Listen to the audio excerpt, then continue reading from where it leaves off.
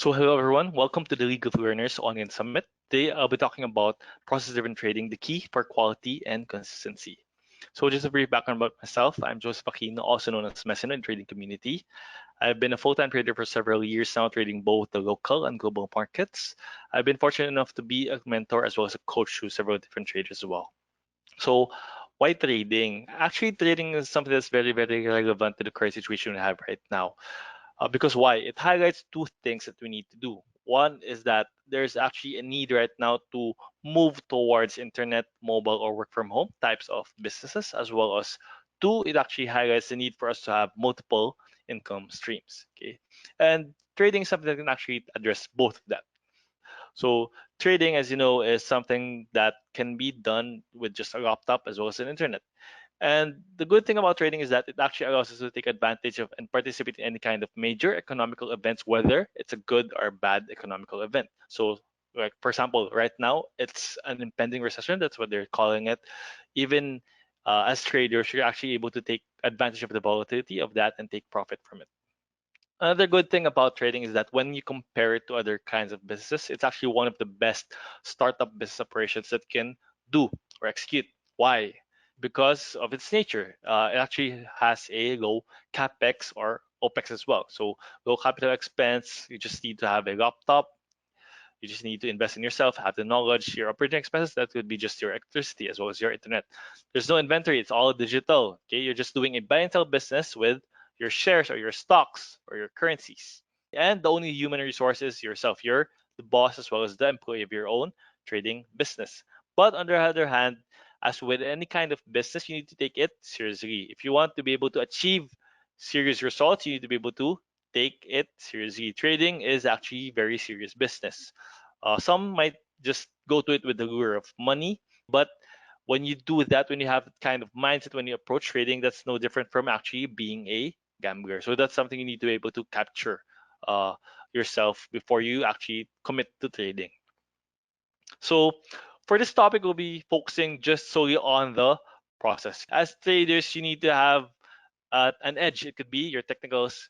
Technicals meaning how you would be able to buy or sell, how you will be able to analyze the chart. But as much as you need to be able to have an edge, for this topic, we'll be focusing on process. Why? So it has an advantage for both kinds of traders. For those new traders, what I want to be able to do for you is to set your expectations properly. Okay, to be able to start you off in the proper direction.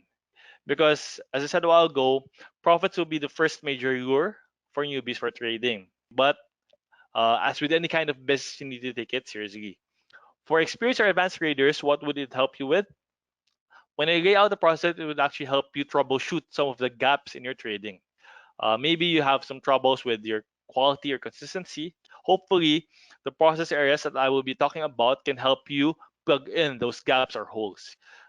Additionally, it could help open your mind to becoming a more serious and mature trader. So when you think outside of the box, when you think beyond just the technicals, just beyond your trading edge, when you think about working on your process as a trader, that would somehow highlight your leveling up as a trader. So again, some disclaimer, we might be talking about some advanced jargon, some advanced topics, but if you have any kind of questions, feel free to leave a comment in the section box or message me in my Facebook page. So with any kind of business, we have success metrics, right? So for trading, two of the types of metrics we can actually look at would be profitability as well as consistency. So profitability, again, it's how you make money. It's the bottom line, and it's what initially lures traders. The common concept about this one is that you need to have a trading edge. But again, it doesn't solely just rely on that. If you look at other side of the slide, on the left hand side, uh, for me, this is how you actually achieve consistent profitability as a trader.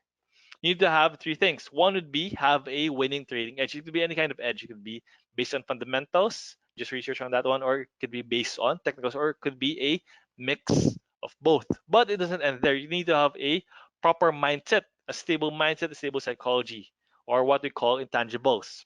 If you don't have that as a trader, you might encounter some difficulties of achieving these kinds of goals. At the same time, you need to have processes. This is actually what I'm pushing for. Why? If you ever experienced having a profitable day, a profitable month, but The real challenge in trading is that how could you scale that into achieving that kind of profitability day on, day out, month in, month out, year in, year out. For me, process is what can actually enable you to achieve that kind of profitability in the long term. Okay, when you have consistency, it allows you to scale, achieve your long term goals. Think about it. When you have a business, as a starting business, do you actually scale immediately? Okay, no, you need to be able to hit your metrics, right? Okay, you need to be able to see, is my business profitable? You don't expand immediately. You don't set up 10 businesses or 10, let's say, restaurants immediately. When you see that one of your restaurants is achieving the metrics that you want in terms of profitability as well as consistency, okay, that's when you scale out. And again, it's harder to achieve. Why? Because for me, consistency is not an end goal. It's a day-to-day thing. Yes, you can achieve some goals as a milestone, is a goal, but in terms of consistency, it's something you need to achieve day in, day out. It's somehow a measure of your executional consistency of your day-to-day operations. Additionally, it also entails some quality checks or continuous improvement in your business operations as a trader. So let's talk more about that. Trust the process. Have you heard of this line? So I think most of you have heard this one. It's actually famous saying as well in basketball. It's what the Philadelphia 76ers have used, trust the process. But do you actually understand this statement? Sometimes this can be taken out of context, meaning blind trust. So as a trader, what are the stages of process-driven trading? So first of all is that you need to understand, do you have a process in place? If you have no process, it's actually just a sample of having blind trust. You cannot trust a process if you don't have a process. Okay, you can't just go into trading, just go to articles, just attend a class, and then next day you say, "Hey, I can do this. I can be profitable," and then you trade in, day out, and you say, "Trust the process. I will be successful." No, that's just similar to just gambling. If you don't have actual concrete processes in place, you can't trust anything. So how can we actually move to the next phase? This will be the next step to actually seek out best practices. As a trader, you now acknowledge that, hey, I need to be able to have an edge over the market. I need to build up my process. How do you do this? You need to be able to look at other successful traders. So this is the time where you need to actually seek out mentorship. You seek out trading communities. You try to learn what are they doing right, what are they doing wrong, what can you actually model from them. So this step is actually what they call modeling after these best practices. You learn, you absorb, and then you try to create and model after these kinds of process. So at this point in time, you actually know already the right process. And then the next step would be this one, living out the process. So if you see, I've drawn a line between the two. So the first stage is actually the common one where newbie traders encounter. For this one, this is actually where a lot of traders encounter going around in circles with. Okay, why? Because it's actually harder to do.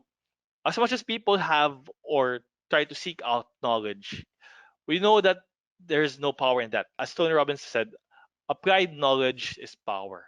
So when you just know the process and you're not actually living it out or you're not actually applying it, there's a very huge gap between your stage or your level as a trader. You need to be able to live out the process. So what do you do? From just modeling or learning those information, you need to be able to actually create actual outputs from those different kinds of models. And so you're actually able to undergo those kinds of process and actually create habits and routines from those. Why habits and routines? If you see the statement there in the middle of the line, conscious efforts to train the subconscious. Trading is actually very hard because it involves the subconscious mind. Okay, we're able to subject ourselves to different kinds of emotions, different kinds of bad habits, which actually destroy or affect our trading success. If you think about it, it's actually easier to do the subconscious acts like impulsive trading because it's actually the easier thing to do. It's actually a way for us to not acknowledge the difficult things that we need to do. As much as we know the conscious efforts that we need, let's say you need to be able to study this, you need to be able to work on this, work on that, that entails a kind of effort from our end. And when we think about effort, or they think about something that's very, very hard to us, something that would entail putting in the hours. And when that comes in, our bodies, our minds have this conscious effort to shut it down, to say that, hey, don't do that anymore. Just take it easy, just rest. But when you're someone who has higher level goals, when you have things that you want to achieve in life, you need to be able to make a conscious effort to train yourself to create proper or good habits and routines.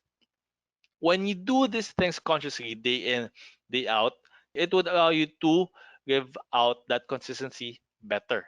And when you have consistent input, what does it mean? Consistent input would lead to consistent output. Again, think of it in terms of a business. Let's say you're in the food industry, you're a restaurant. When you actually have a product that you want to, let's say, feed to your customers, you need to be able to create a consistent product, from the ingredients to the recipe to the cooking process to the plating process. When you achieve that kind of consistency, a word gets out that you have a consistent product. Okay, people will go and go into your business and you'll be able to profit from it. But it's a you're inconsistent with your input. Your chefs are not cooking it properly. It has different kinds of output day in day out. Do you think you'd have repeating customers? I think it would be unlikely. So when you have consistent inputs based on having proper processes, having the proper habits and routines, it would allow you to have consistent outputs. And the good thing about having consistent output is that it would allow you to achieve quality control. Say you have different kinds of data in front of you, data A, B, C, D, E, F, G. Would you be able to compare those kinds of outputs? No, right? You won't be able to analyze them in such a way that you will be able to see, hey, this works for me, this doesn't work for me. When you have different data points, which is why you need to be able to have consistent inputs to achieve consistent output for a higher quality control process. So again, at the end of the day, this is how you achieve or execute the right process. So from the previous statement a while ago, how would you change it? We change it to this one: know and execute the right process. Again, it doesn't suffice to just have blind faith, to just trust the process. The difference between trusting and achieving something is actually execution. Okay, execute the right process. So, additionally, if you can't describe what you're doing as a process, you don't know what you're doing. This is from Edwards Deming. So I'll be going through some samples of different process areas we have as a trader. Hopefully you can learn from it and try to see what do you have right now and what could you incorporate or add to your trading. Okay, so different process areas. We can actually subdivide it into these three categories. So before trading, for and during trading, as well as after trading. What would be the sub process under this one? So before trading. So this is actually what we call the preparation stage. So how do we prepare or set up our business, our trading business, for success? So again, going back to analogy of business, how do you do this in the business scene? Okay, you study the market, you study your industry, you study your competitors, okay, you study your product. So same, you need to be able to do a lot of studying if you want to become a successful trader. So it could be in the form of case studies, chart or trade dissections, back testing, forward testing. But I want to highlight something about studying. The key to a good study process is that you need to be able to create an objective or have a goal-driven study process. So what do I mean? So sometimes people try to measure studies in terms of the length or the hours they put in, the hours of work they put in into studies. But again, at the end of the day, it's all about quality or objectives being hit. Try to compare. Let's say a trader who takes 8 hours just flipping through charts, just going through different kinds of trading systems without actually any kind of direction or any kind of goal. Versus, let's say, a trader who, let's say, day one, I want to be able to do this for 2 hours. Focus on just buying techniques. Day two, focusing on, let's say, 4 hours. I want to be able to focus on selling techniques. Day three, I incorporate what I've learned from day one and day two in order to create a playbook.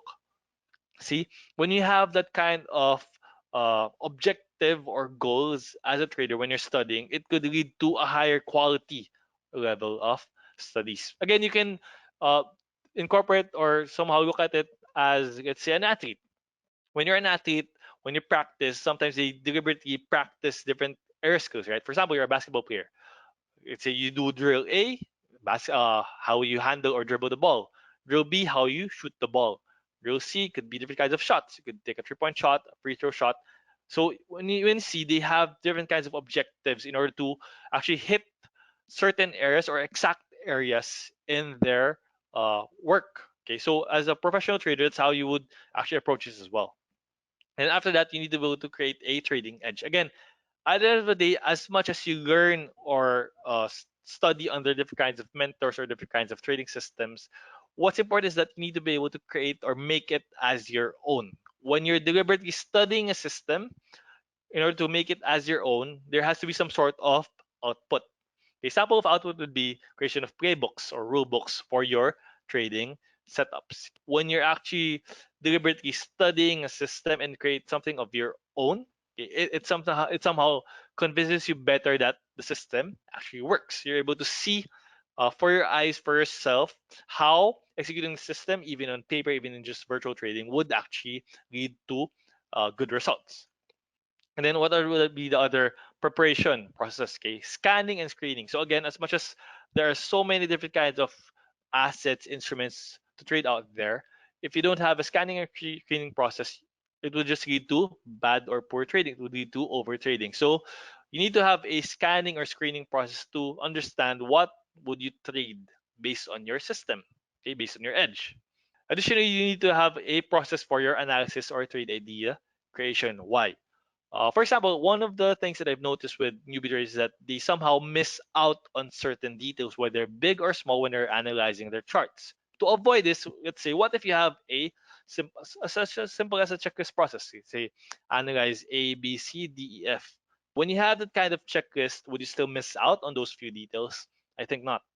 So when you have a process for analysis, your level of analysis would be consistent throughout. It would prevent you from being blindsided by certain areas. It would allow you to see what works for your analysis and what doesn't work for your analysis. So again, the key here is to achieve quality and consistency in your day-to-day activities as a trader. And we're trying to separate the day-to-day activity to the several sub processes. And then aside from analysis, you need to also have a trade planning process. Again, it's the same thing. When you're trying to plan your trade, somehow traders missed out on some scenarios. But if you have a process, or let's say just a simple checklist for your planning process, you're trying to ensure for yourself that you won't miss out on some of the details you need to prepare. Trade planning involves different kinds of aspects, like for example, sizing. How do you scale in? How do you scale out of a trade? How would you buy in? How would you trim or share your position? It also entails multiple scenario planning. When you start out as traders, usually you only have a single scenario. But when you're maturing or developing further as a trader, you're now planning for multiple scenarios. When you have a checklist, you're able to see what do I do if it goes up, if it doesn't do anything, if it goes down. Okay, what if it gaps up? What if it gaps down? So as traders, it's because we need to be able to prepare for whatever the market throws at us. Trading is a game of probabilities. There's no sure thing, which is why if it's a game of probabilities, we need to just be as prepared as possible. It's the only way we can protect ourselves from the risk of the trade not going into our favor. So as much as we have process before trading, what are the different processes for or during trading? So think of it as the execution stage when you're actually trading. Okay, but before you actually trade, what are the other processes? Example would be you're there already, okay, before game time. What would be your personal trading process or routines? It could be meditation, exercise, or any kind of morning routines, which have the goal or objective of getting you into your peak condition or peak state before the market opens. Again, think of athletes who warm up before the game. They have their own trading routines, right? For example, you see athletes putting in music, maybe. They're just trying to get into the zone. You see athletes who try to warm up with a certain drill, certain routines just to get into the game, just to warm up. So somehow as traders, you also have that kind of personal trading process. How do you get into that peak state condition? And then what would be the other ones? Review of your plans. As much as you have prepared your homework, maybe the night before, okay, the day before, the morning, okay, do you have a process for reviewing that with the goal of remembering it better, knowing it better, understanding or knowing your key levels. You have a process for setting up your workstation. Again, environment is very, very important when you're going to be trading. Okay, how do you set up your charts? How do you set up your screens? Do you have any kind of visual cues? Do you use post-it notes? Do you have your notebook at hand? Do you write anything before trading? Okay, you need to be able to do this as well. And then you also have your market monitoring or trade signal alert process. So again, aside from monitoring the market wherein you try to wait for your trade signal in order to be able to execute the trade, how would you be able to streamline or make it better? Why? As much as we're able to monitor the market, another important aspect about trading is that you need to be able to have a better use for your screen time. Why? Sometimes screen time can actually be detrimental to a trader in the sense that when you're just fully stuck or glued to your screen, sometimes you could lead to boredom or bad, poor quality trades. You're just taking a trade out of something that you see, but it's actually outside of your trading plan. When you actually set up your trade signal process, let's say there's actually a lot of tools right now. For example, for the local scene, well, we have Investograms, Invest Alerts, so shout out to them. When you're able to utilize those alerts, you're just waiting for your proper signals. When you have your MT4 terminals when you're trading the forex market, you actually set some alerts as well that could either notify you via sound or via notification on your phone. Okay, when you have those kinds of routines, it actually enables you to have, let's say, a disconnect from the market at a time when you don't need to be there. It allows you to just strictly follow your plans, follow your signals when they show up, and it allows you to prevent yourself from taking very bad or unnecessary trades. Another thing about this is that you need to be able to know and understand how to match your profile and your trading system with your possible screen time. I've learned this recently. For example, one trader suggested that, let's say, you've seen your daily routine based on your work, okay, based on your schedule, you're only able to analyze or look at the screen or the charts every 4 hours. Why not utilize the 4 hour time frame? So even with newbie traders, we actually encourage them to use higher level time frames, like for example the daily charts, because it would allow them to avoid over trading. Additionally, another underrated aspect or process would be the process for monitoring or tracking your trader behavior, habits, tendencies, and emotions. So why is this important? If you see the previous point, it's all about trading execution, trading management process, right? So when you're trading, when you're executing your trades, it's all about buying or selling. If you think about it, that's just a very, very small sample size of the time that you need to do, right? How many seconds do you need to be able to press the buy button or the buy or that sell button? You think about it, you actually put in more R's for the different kinds of process errors, which is why we're talking about it in this topic. So when you exit trade, what you need to do after, you need to be able to manage your trade. So what are your trade management process? What entails trade management? Somehow this is how you manage, let's say, your open position, your open trades. How do you adjust your stops? How do you manage the risk of your open position? How do you manage the profits? When do you adjust your key levels? Another aspect about this one would be how do you address certain variable changes for your trades? For example, trade is setting up as setup A, but somehow it moves to a different kind of unexpected move, leading to a setup B. How do you handle that? Do you actually have a plan for that? Do you actually have a process in place for that? How do you handle variable changes? So that's trade management. On the other hand, what we're talking about would be also about self-management, managing the trade and managing yourself as a trader. As a trader, how do you monitor or track your behaviors, your habits, your tendencies, your emotions? Because again, these can also influence your trades, your executions. It's your emotional. You just lost to a trade. When after you lost to a trade, you immediately go into a new trade. Is it actually a trade that's part of your planning, or is it actually a trade brought about by your emotions? When you're actually monitoring or tracking this one, what's happening is that you're putting in a conscious effort to become more self-aware, as well as you're putting in the work to be able to capture things before it happens. Okay, so self-awareness as well as capturing it. What does it mean? For example, you've seen uh, having emotions lead you to having this sort of self-destructive behavior as a trader. You're seeing your results are going to having poor habits, poor tendencies during trading hours. When you actually have, let's say, a tracking tool, let's say, this bad habit has cost me so many losses. Let's try to track it. You're able to capture yourself. Let's say, uh, scenario A happens, which leads to bad habit A. So scenario A happens, leading to bad habit A, and then you look at your tool, your process for it. Bad habit A tells me that this is what I would do next. So you're increasing your self-consciousness, you're increasing your self-awareness. So do I still deliberately do this self-sabotaging act? Let's say, for example, I'll give you a concrete example. One of your tendencies would be to look at social media.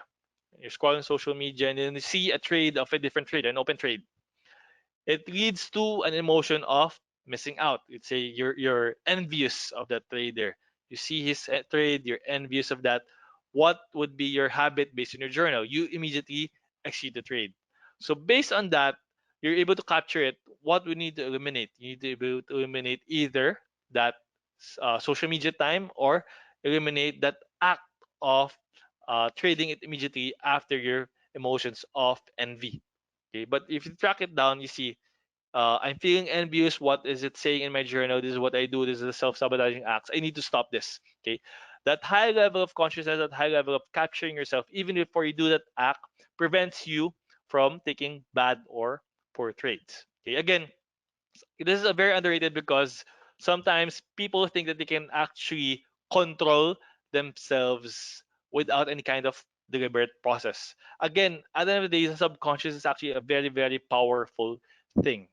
If you consciously train your subconscious to actually lead to better habits, it would lead to better or higher quality trading results. So again, that's the point a while ago of trading the subconscious consciously.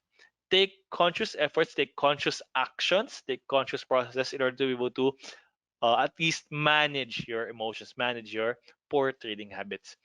This is a very, very strong disconnect, especially with seasoned traders.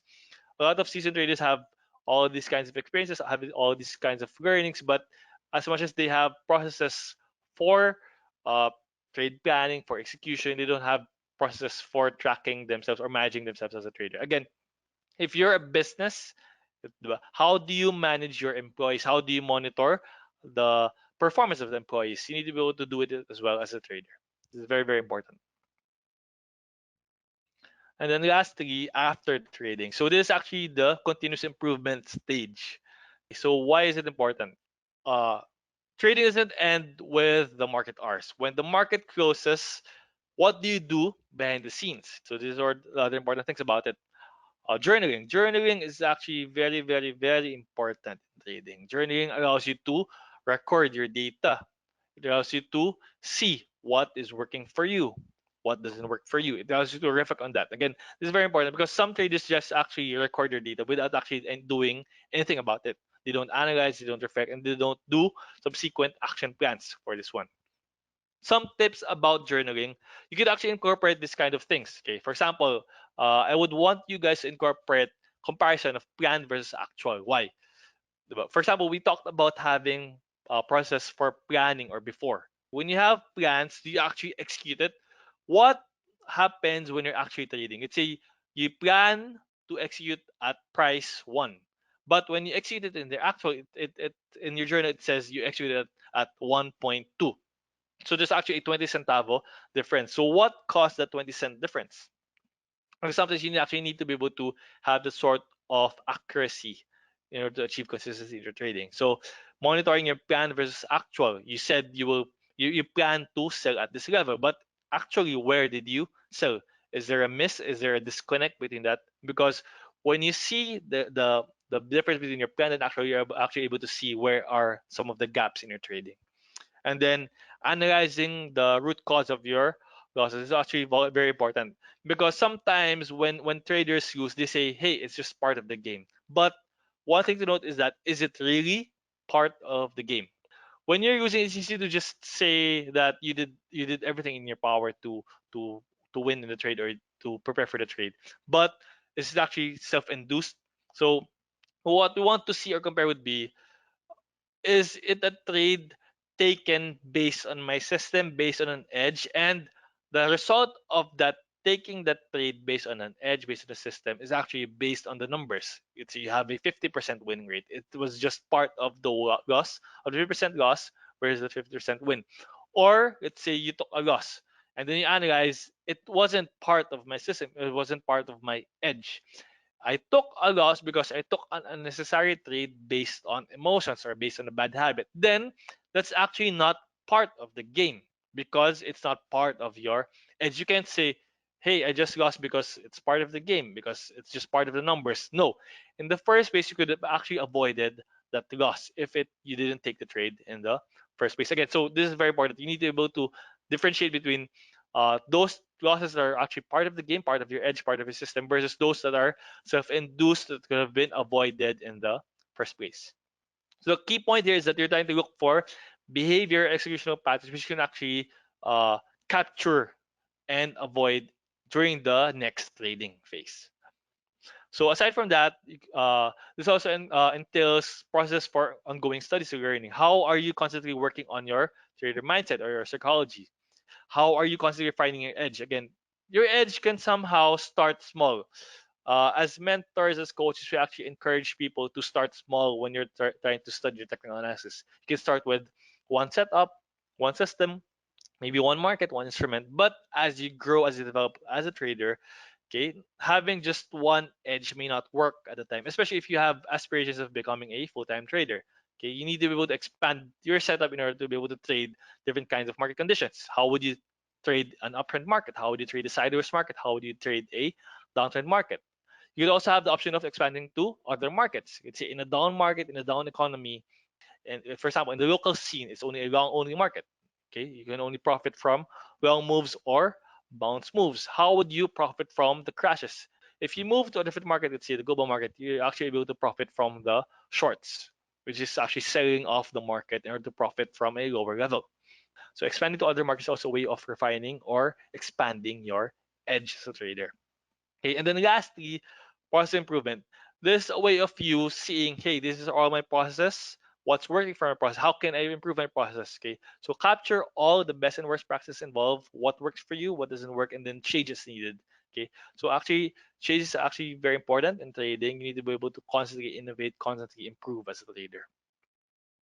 So again, hopefully, this topic helps you see where are the gaps in your process areas. Try to segment or see how are you doing in your day-to-day activities. How are you really doing or setting up yourself for success during the next trading day?